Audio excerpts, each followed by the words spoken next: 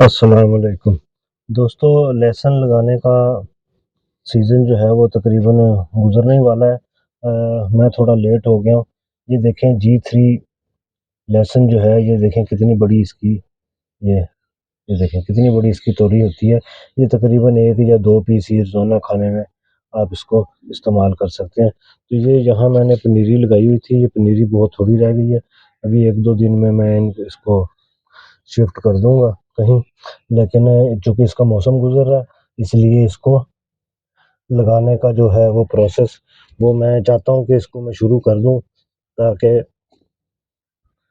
اس کی جرمینیشن جو ہے وہ ٹائملی ہو سکے۔ دیکھیں کتنا بڑا ہے یہ، تو اس کو مناسب فاصلہ دے کے تو لگا دینا چاہیے تاکہ اس کی آگے جرمینیشن جو ہے وہ سٹارٹ ہو جائے اور اگلا پروسیس جو ہے وہ شروع ہو سکے۔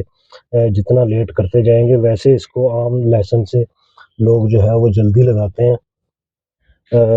میں ہی لیٹ ہو گیا، میرے پاس بیج نہیں آیا تھا، اب یہ بیج آیا ہے تو سوچا کہ اس کو کہیں نہ کہیں لگا دوں۔ اس کو بیج کو حوالے زمین کے کر دینا چاہیے، باقی پھر آگے قسمت کی بات ہے، کتنا ہوتا ہے کتنا نہیں ہوتا۔